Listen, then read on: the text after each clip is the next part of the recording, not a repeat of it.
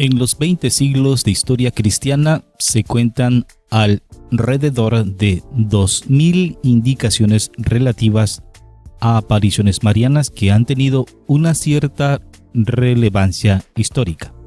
Las reconocidas por la Iglesia en los últimos 2 siglos son solo una docena. Entre ellas, las más importantes son Guadalupe en México en 1531, Rue du Bac en París en 1830, La Salette en Francia en 1846, Lourdes en Francia en 1858, Fátima en Portugal en 1917, Banneux en Bélgica en 1933, Ámsterdam en Holanda en 1945, Akita en Japón en 1973, Kibeo en Ruanda en 1981.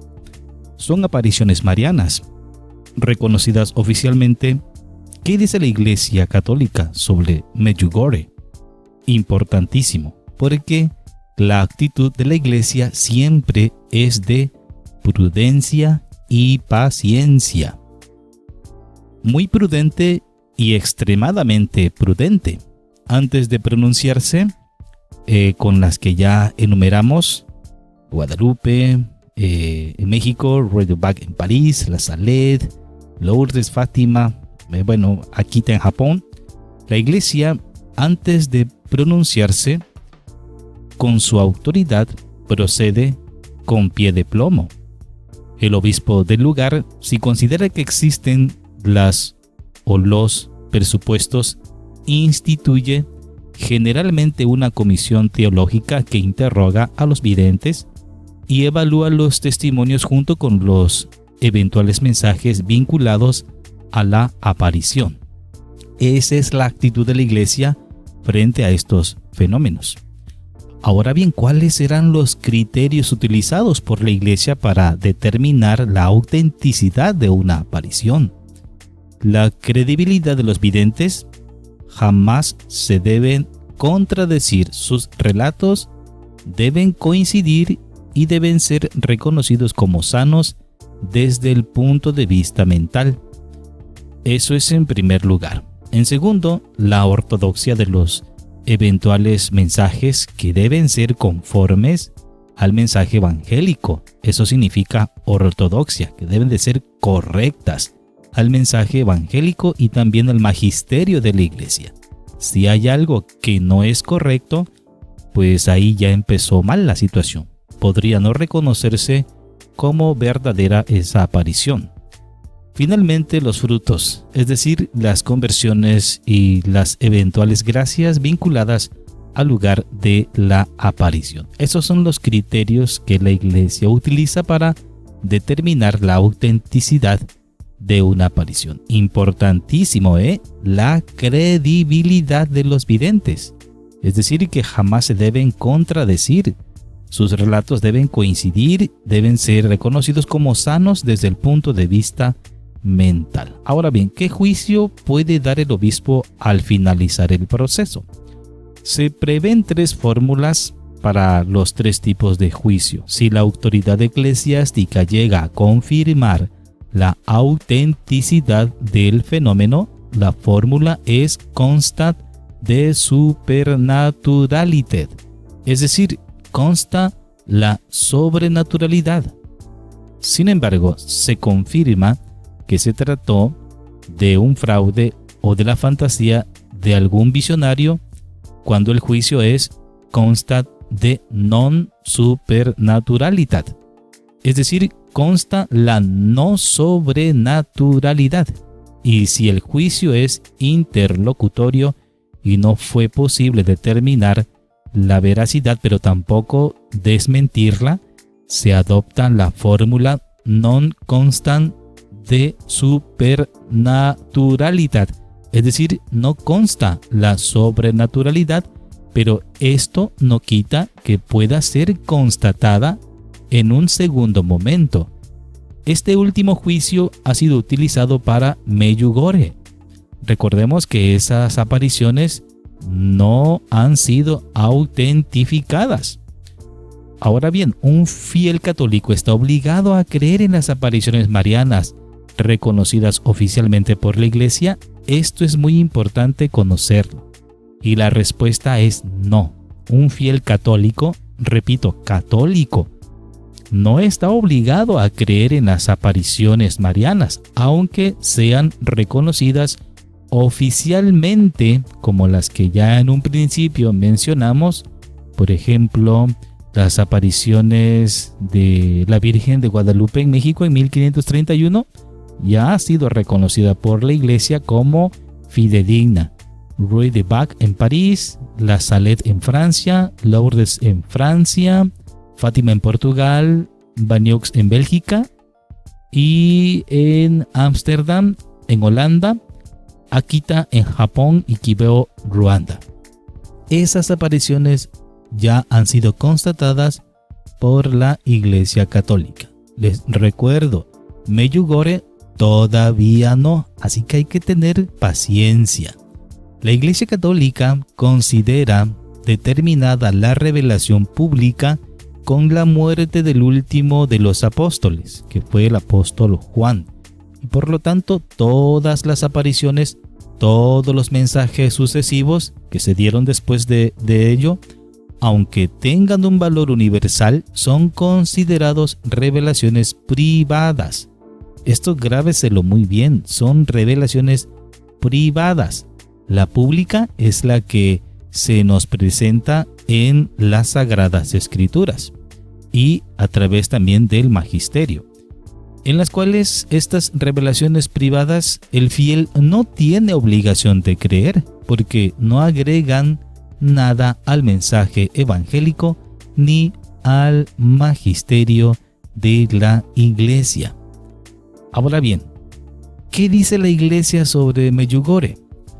La Comisión de Teólogos y Obispos, creada por el Papa en su momento Benedicto XVI para analizar las supuestas apariciones marianas en Medjugorje, han entregado su informe a la Congregación para la Doctrina de la Fe, aunque no se espera un pronunciamiento inmediato de la Santa Sede.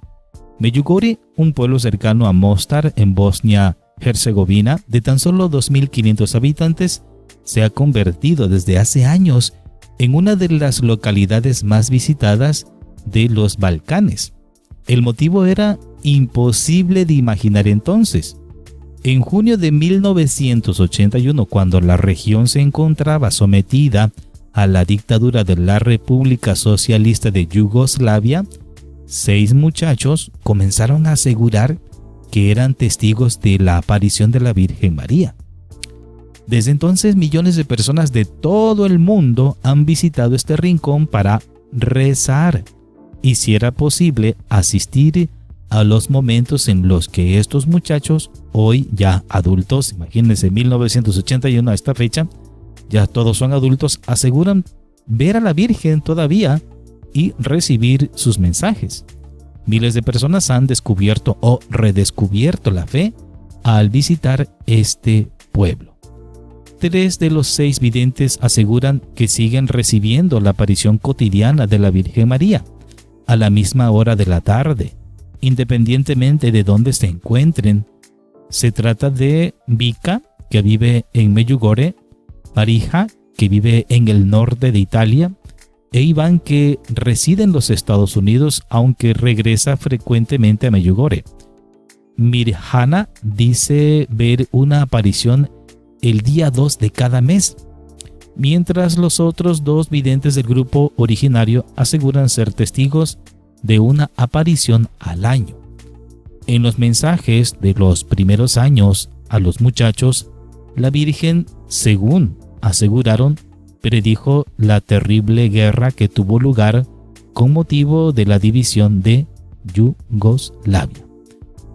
Pero aún así, ante todo esto, la Iglesia siempre ha mantenido prudencia y paciencia. ¿Por qué? Porque no se puede cerrar este caso todavía, porque los videntes siguen recibiendo mensajes. Entonces no se le puede dar un corte final y empezar a estudiar en su totalidad. Así que ha tenido paciencia la Iglesia y pide paciencia también para los fieles. Se trata pues de uno de los fenómenos religiosos que más interés ha suscitado en el mundo a finales del siglo XX e inicios del siglo XXI. Es por tanto lógico que millones de católicos en el mundo pregunten ¿cuál es el juicio de la Iglesia? Pues respondiendo implícitamente a esta pregunta, hay que conocer que un 17 de enero, el portavoz de la Santa Sede, en su momento el padre Federico Lombardi, confirmó que la Comisión de Teólogos y Obispos, presidida por el cardenal Camillo Ruini, antiguo presidente de la Conferencia Episcopal Italiana que había creado Benedicto XVI para analizar estas apariciones, concluyó sus labores y entregado su informe a la Congregación para la Doctrina de la Fe. Ahora, a la Congregación para la Doctrina de la Fe, presidida por el arzobispo alemán Gerhard Müller, le corresponde analizar ese informe. Bueno, vamos a hacer una aclaración aquí. Bueno, le correspondía porque el cardenal Gerhard Müller fue prefecto para la Congregación de la Doctrina entre el 2012 y 2017, fecha en la que el Papa Francisco decidió renovar su mandato. El cargo fue ocupado posteriormente por otros purpurados. Actualmente es el cardenal argentino Víctor Manuel Fernández, que fue nombrado en el cargo por el Papa Francisco en julio de 2023, sucediendo al cardenal español Luis Francisco Ladaria Ferrer. Y hasta la fecha, este cardenal Víctor Manuel Fernández sigue siendo el prefecto del Dicasterio para la Doctrina de la Fe. Pero bueno, en su momento, cuando lo era, el cardenal Müller es el que le correspondió pues analizar este informe, y pues todos creían que ya se iba a dar un juicio, se iba a emitir un juicio a la brevedad, y no fue así, porque el caso se extendió a nuevas investigaciones. Fue en septiembre del 2024, apenas hace 2 años, estamos a 2026, en el 2024 el cardenal Fernández publicó la nota oficial titulada Reina de la Paz, aprobada por el Papa Francisco a través de un documento. Pero las investigaciones, como les mencioné, pues se extendieron desde cuando se iniciaron y pues ya están concluidas, y el encargado de darles el cierre definitivo fue el propio cardenal Víctor Manuel Fernández, al frente del Dicasterio para la Doctrina de la Fe. Actualmente la supervisión de lo que ocurre en el lugar se gestiona de la siguiente manera. Como ya decimos, el Vaticano dio un dictamen en septiembre del 2024 titulada La Reina de la Paz. Se otorgó el nil obstat. ¿Qué quiere decir esto? Nil obstat quiere decir que nada se opone, autorizando de forma plena y oficial el culto. Atención aquí, solamente el culto y las peregrinaciones. No quiere decir que está aprobada oficialmente esas revelaciones privadas. ¿Por qué? Porque los videntes aún siguen vivos, aún siguen teniendo revelaciones, aún se tienen que estudiar qué dicen estas revelaciones.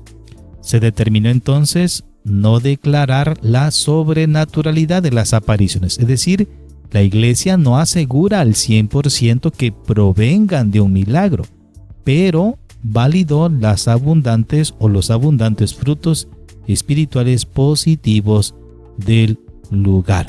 Para la gestión pastoral directa y el seguimiento de los acontecimientos diarios en la parroquia Santuario de Bosnia-Herzegovina, el Papa mantiene asignado a un enviado especial, a Monseñor Aldo Cavalli, que ejerce como visitador apostólico de carácter especial para la parroquia de Medjugorje.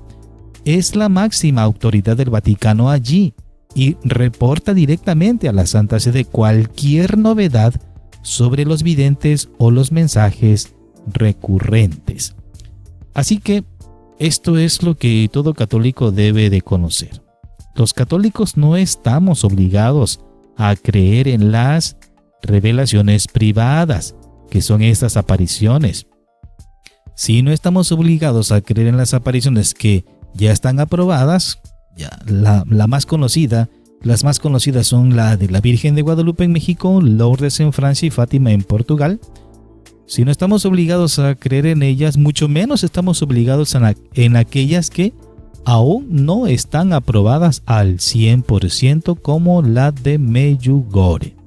Así que, católico que me escuchas, esto es importante que lo tengamos muy en claro. En lo que sí estamos obligados a creer los católicos es en los dogmas marianos. Ahí sí estamos obligados a creer, a diferencia de las apariciones, que son revelaciones privadas. Los dogmas que son verdades de fe, forman parte de la revelación pública. La Iglesia Católica enseña que un dogma es una verdad divina contenida en la Sagrada Escritura o, ojo aquí, en la tradición, es decir, lo que se ha transmitido de viva voz desde los apóstoles, que ha sido definida de forma solemne e infalible por el magisterio. Negar un dogma de fe, cuidado, se considera herejía. Es decir, que si tú niegas la maternidad divina de María, que no crees que María es la Madre de Dios, eso es herejía. Que no crees en la perpetua virginidad de María, es herejía. Que no crees en la Inmaculada Concepción, es herejía.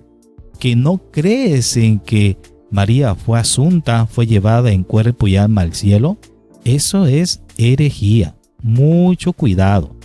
Los únicos 4 dogmas marianos que todo católico está obligado a aceptar es esta, la maternidad de María, María, Madre de Dios. Esta verdad se definió, es decir, no se impuso, se definió. Lo que ya desde los primeros cristianos creían en el concilio de Efeso, en el año 431, que enseña que María es verdaderamente la Madre de Jesucristo, quien es Dios hecho hombre. Por lo tanto, se le llama Theotokos, Madre de Dios. La virginidad perpetua de María fue definida en el Concilio de Letrán en el año 649. Se declaró este dogma, es decir, se declaró como verdad, algo que ya se creía desde los primeros cristianos, y enseña que María concibió por obra del Espíritu Santo sin intervención humana, permaneciendo virgen antes, durante y después del parto para toda la vida. El tercer dogma mariano es la Inmaculada Concepción, que fue definida en la bula Ineffabilis Deus por el Papa Pío IX en 1854. No se impuso, no se inventó, sino se definió, es decir, se declaró como verdad lo que ya los primeros cristianos venían creyendo, que María, por una gracia especial de Dios y en previsión de los méritos de Cristo, fue preservada de toda mancha de pecado original desde el primer instante de su concepción. Y puesto que ella nunca tuvo mancha alguna de pecado, pues no le correspondía el pago del pecado, que es la muerte, la putrefacción del cuerpo. Por eso es que ella fue asunta al cielo. Y este es el cuarto dogma mariano, esta verdad, la asunción de la Virgen María, que fue definido en la Constitución Apostólica Munificentissimus Deus por el Papa Pío XII en 1950. Lo definió, es decir, no se inventó, no se impuso, sino que se declaró como verdad lo que ya venían creyendo los primeros cristianos, que al terminar el curso de su vida terrenal, María fue llevada en cuerpo y alma a la gloria celestial. La Iglesia enseña que la Virgen de Guadalupe te invita a profundizar en tu fe, pero los 4 dogmas marianos son pilares esta es la gran diferencia clave. Son pilares obligatorias de esa misma fe. Así que, mi hermano católico, esto es lo que debes de saber el día de hoy y entender que no estamos obligados a creer en las apariciones marianas, sea cual sea. Pero en lo que sí estamos obligados es en creer en los únicos 4 dogmas marianos que todo católico ya lo ha aceptado. Hasta la próxima.